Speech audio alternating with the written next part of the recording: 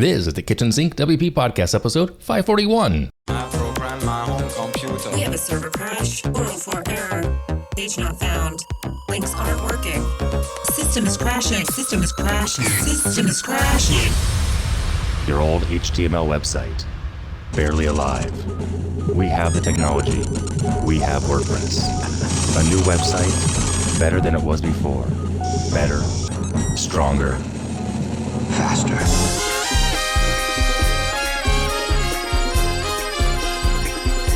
We have the technology. The technology.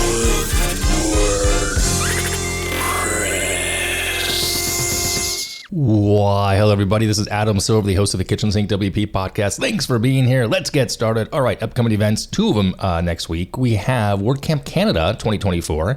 It starts on July 11th, goes through the 13th. It's located in Ottawa. Sounds like a great time. And actually, there's a 25% chance I might be at that one as well. We'll see. It's much closer than going to WordCamp Europe. We'll see if I can make that work or not. So we'll see. Also, that weekend on the 12th of July, WordCamp Whitley Bay in the UK. It's in the town called Spanish City, actually. It's kind of interesting. So it's Whitley Bay is the area. I think the town is Spanish City. I 99% chance won't be there. It's much further away. So yeah, and that's it for the upcoming events. Moving on, segment one in the news. One thing to talk about here: WordPress 6.6 release candidate 2 it has been released, so it's ready for testing and download and testing. Make sure you don't use it on a live site because you don't want to do that.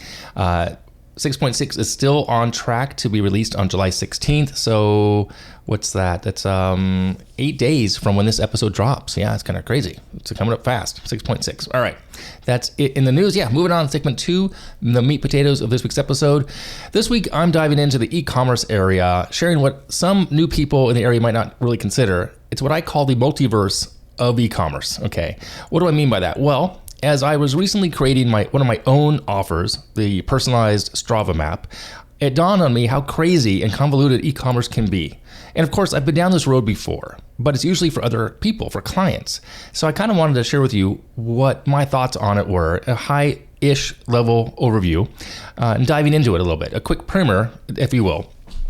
First and foremost, let's talk about some things here in e-commerce. Physical products versus digital products, no shipping needed. Right off the bat, digital is much easier to deal with. We're just diving right into here, by the way. With the digital product, it's downloadable. It's not really that hard. Once you create it, it's pretty easy sailing. And there's typically just a quantity one to be sold to a single buyer. And it's unlimited quantity is available. Like you have the digital ebook, for example, or a photo, and you can sell it 1,000 times, 1,000,000 times. And that'd be great if you had that opportunity to do so. Simple enough, right? Okay, well, moving into the area I call the e-commerce multiverse, we see this aspect when it comes to physical products. Now, as a side, if you're selling a single item, let's say you're selling a pencil, a number 2 pencil, one pencil, and that's it, no variations, this may not 100% apply because it's an easy sell. One pencil, one buyer, shipping to one address.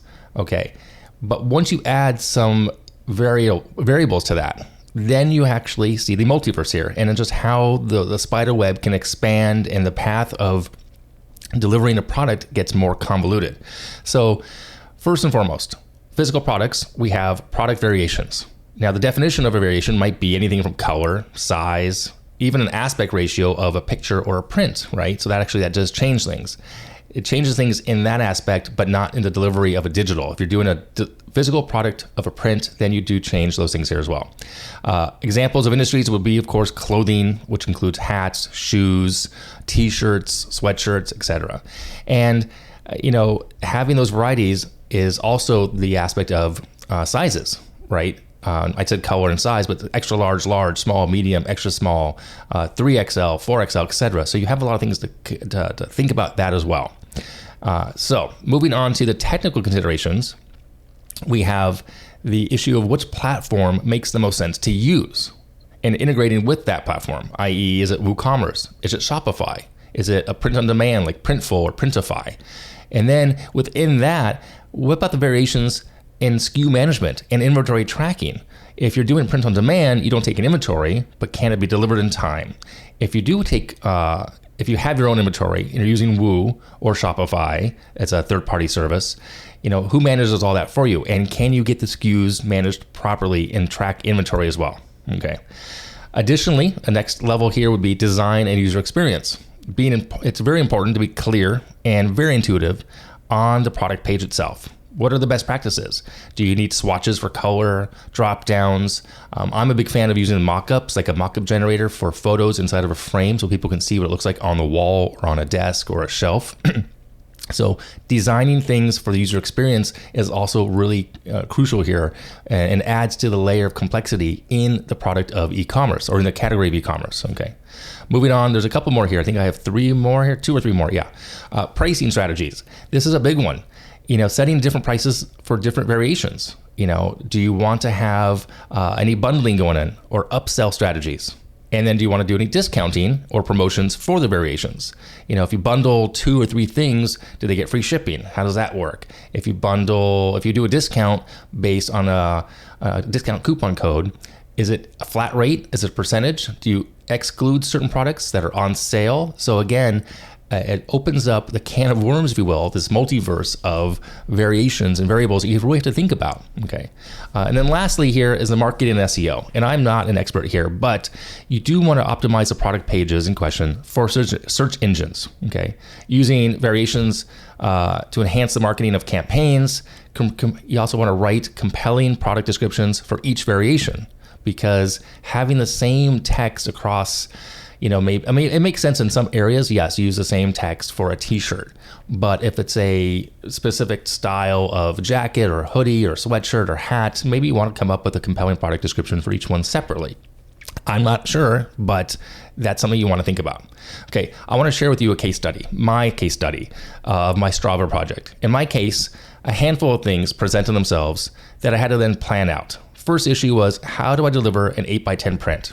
Do I use a print-on-demand service? Sure, I could, but in thinking about that, I couldn't control the packaging and the look from that company in question at the scale I'm at. If you pay extra for certain companies, you can actually have them use your own logo and stuff. But I am a small little side thing that I was doing with the Strava prints. So, and I didn't really want my clients to get a large envelope, in this case, something like Shutterfly. I actually like the product that Shutterfly offers, but it takes time to get it to me, and I didn't want to have it directly shipped to them with the big, huge, I think it's an orange envelope. Anyway, so then I did think I could order it myself, have it delivered to me, and I could remail it. But then I need to worry about postage and packaging to send it out second time. It eats into my profit and my time. So I removed the actual physical product. Yes, I did. I just said, you know what? I'm not going to deliver a physical product. I'm going to do digital download only. Except I changed that down the line. More on that in a minute. Okay. After I built out the offer on the page in question, I had the issue of what if people wanted to order multiples, all within one order? So I had to figure that out. It's not a quantity of the same order, it's a separate event inside of the order that I'm talking about. For example, let's say you're going to an event where there's a photographer and they're taking pictures and you want to order multiple prints, but one at one order. So that's the thing. How did I think about this kind of thing going out? In my case, it's an event that someone's running or cycling or swimming, a sporting event, and they want to order multiples of that map, if you will, in the same order, instead of having to place 10 different orders. So I had to think about that, which then led to a platform question for me. What would I use? Woo, EDD, which is Easy Digital Downloads, Woo being WooCommerce. I thought about it. Woo was probably going to be overkill.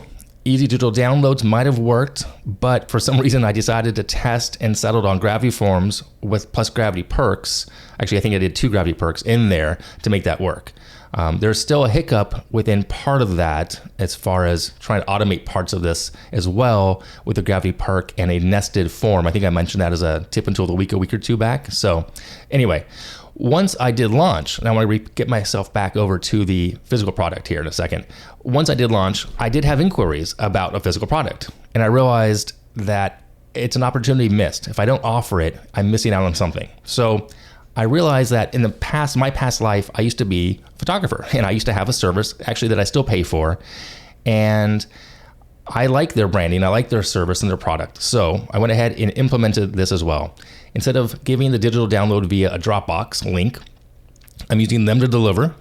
And I actually added the ability to order prints from them and a framed finished piece. if the client wants it. They've already paid me up front for the order, and they can, once it's done within 3 to 5 days, it takes me I'm pretty quick at getting it done. I send them this link and I say, here's how to download your high-res image, and they can do what they want with it. Completely, it's up to them. Take it wherever you want. Go to Costco, go to Shutterfly, go to any, CVS, Walgreens, whatever. But if you want to order from me, you can. It's a separate order, because some people just have more money than time. They want to it has to be easy, right? So they can't order a framed print or a poster or what else did I offer? I think I also offered a canvas, a wrap kind of thing, pretty big canvas wrap. So of course, add an additional cost, but the option is there. So in conclusion, I just want to make sure you're aware of this. It's important to take careful planning and take some time to do the discovery, especially if it's your own product, but for clients as well. You want to make sure you explore all the product variations that are possible. Now, can you explore all of them? Probably not, unless it's really limited to one thing. Like if you have a pair of socks and it's just one design, one pair, then the only real variation you have, well, I guess there's two right off the top of my head, would be quantity, and possibly if you wanted to have it be split shipping. Let's say you're ordering 15 pairs. You want 5 to go to address 1 and 5, and it's the rest to go, 10 to go to address 2 or something like that. That could be a variation. But the other thing is, you don't have to offer that. That's up to you as the business owner or as the consultant in question. You can tell the clients that may be not possible. So again, not easy doing multiple things with e-commerce, but still rewarding to think it out and think about it and figure it out as well. So again, product variations, technical considerations, which makes the most sense for a platform. It may not be WordPress. It might be a print on demand, or it might be a Shopify or WooCommerce or EDD. Something in there all can work within WordPress as well, but think about what makes the most sense for you, for the client, for the product in question. Make sure it's designed with a good user experience for swatches, drop-down, mock-ups. Pricing strategies make a big difference as well. How do you want to price it? Bundling, upsells, discounts, promotions, and then the marketing and SEO. That's my weakest part at the moment. I'm working on getting some marketing going for the Strava map, actually. Hopefully that I'll have an update on that maybe down the line, how marketing is going. So hope that's helpful. If you have interest, or if you have experience, you want to share your experience with me, let me know. I'd love to talk to you about it as well. And we'll go from there. All right, segment 3, moving on here. Segment 3, tip and tool of the week. This week, I heard this on another podcast, actually. It's called ChooseAlicense.com. It's about the open source license projects that you can choose to use if you're doing something in open source. It's pretty cool. Check it out, ChooseAlicense.com. It kind of describes what they all are, the different types of licenses, and you can check it out there. So, all right, I'm gonna wrap it up here. If you have any questions, go ahead, send it in via email. Adam@KitchensinkWP.com, or use that speak pipe function on the website. If you want to support the show, a couple ways to do that. You can become a Patreon. You can also buy me a coffee. If you want to sponsor the show, you can do that as well. There's a form on the website. Fill it out. I'll get back to you as soon as possible. Thanks for listening. See you next week. Now go out and do some awesome things with WordPress. All right? Bye-bye.